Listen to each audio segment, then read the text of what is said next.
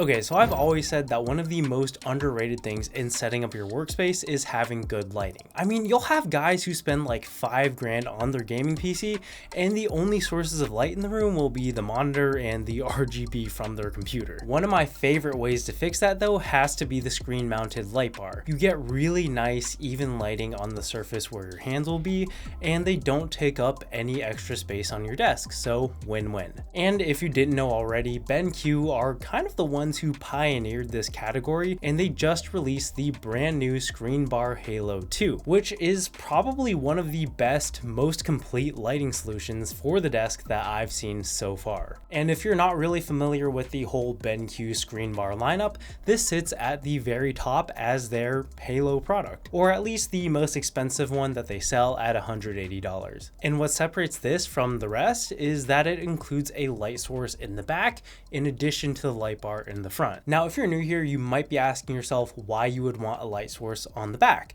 Well, there's this concept called biased lighting, which comes from the idea that a high level of contrast and brightness can cause a lot of eye strain. For example, your bright monitor contrasted against a dark wall. So to help even out that brightness differential, you shine a light at the wall, and if you haven't tried it before, it really does work, which is why I have some dedicated smart lights mounted on the back of my monitor. If you don't already have those on there like me though, that's where the backlight on the Halo comes in. They've massively upgraded this from the last generation where you used to just have a small bulb on the back of the clip. I wish I could show you, but I haven't used it in a while and I can't seem to get it to work, but it's the clear part on here. But even without turning it on, you can see just how much bigger it is, and you'll just have to trust me that it's also a lot brighter. And I think the way that they shaped it was pretty clever as well. They're calling it their triple curvature design, which angles all the LEDs outwards to give a much more even and wide spread of light. So pretty much an upgrade on the old version in every way.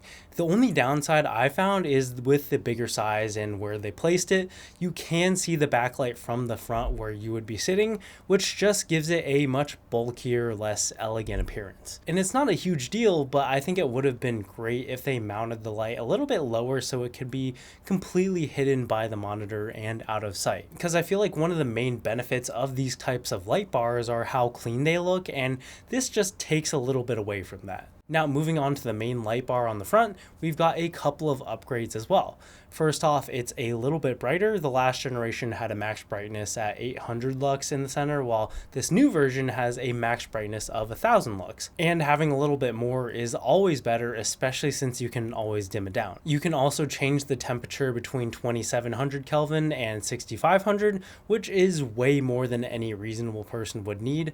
Another big upgrade is that they have their 3rd generation asymmetrical beam design. One of the things that people are usually pretty worried about when they first see these is that putting a light directly on top of your monitor seems like you're just asking for glare, but most of these lights actually have a pretty cool mirror design in the lamp to direct all the light away from the screen and virtually eliminate all glare. And even with their last generation, BenQ's asymmetric beam design was pretty much the best at directing light away from the screen, and this one only furthers their lead. Not only that, but they've also managed to make the light spread a little bit wider as well, so more of your desk gets that nice soft glow. They've also added some quality of life improvements as well, with the biggest one probably being the upgrades that they made to the wireless controller. So this is how you're mostly going to be interacting with the light. There's actually no controls on the lamp itself, which does give it a cleaner look. So you get this controller that also looks way cleaner than the last version, and also adds a screen that will tell you brightness and temperature information. You've also got all these capacitive buttons to control all the functions of the light.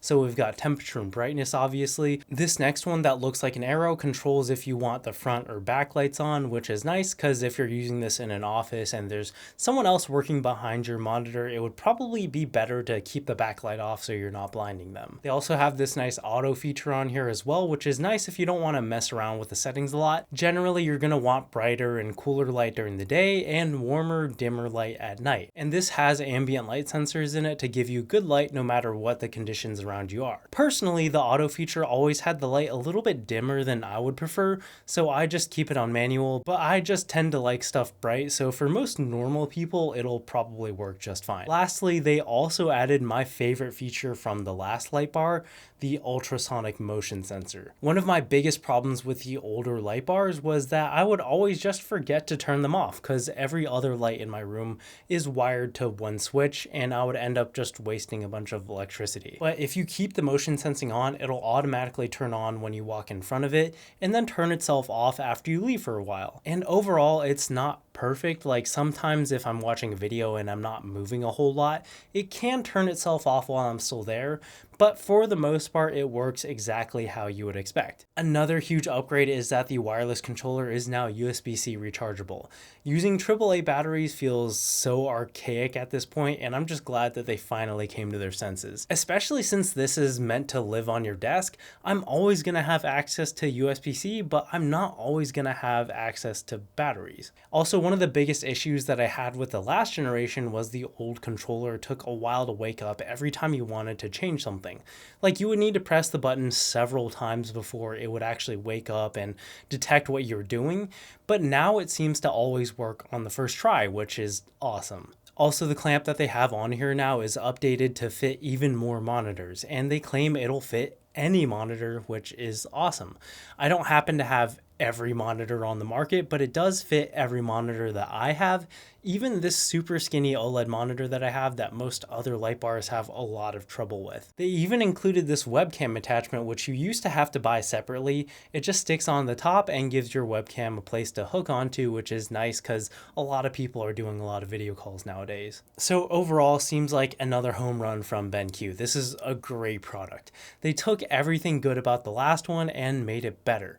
But I did want to take a second to compare this to the ScreenBar Pro, which is probably the one that most people will be cross-shopping this with. The major differences being that the Halo has the wireless controller and the backlight. I think the light bars in front are actually the exact same. And if I was on the market for one of these and I did not already have some sort of bias lighting, I would go for the Halo. But otherwise, I would probably go for the Pro. Because even though the backlight on the Halo is better than having nothing, it is worse than pretty much every other dedicated bias lighting solution. The main reason though is I actually don't like having a separate wireless controller. One, because it's just another thing I have to have on my desk and I'd rather keep it clean if I can. But it's also another point of failure. On my original Halo, I can't get it to turn on, and I don't know if it's because the controller is broken or the light is broken, or if they're both broken, or if they're both working and I just can't connect them. It just makes troubleshooting way harder.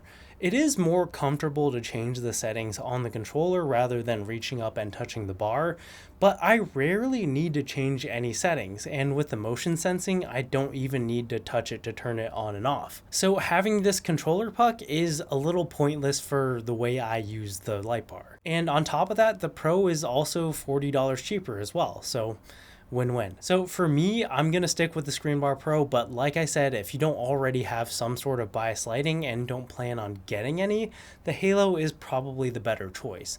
But those are my thoughts. Let me know in the comment section below if you're gonna be picking one of these up. But that's it for this one. Thank you so much for watching, and I'll catch you guys in the next one. Peace.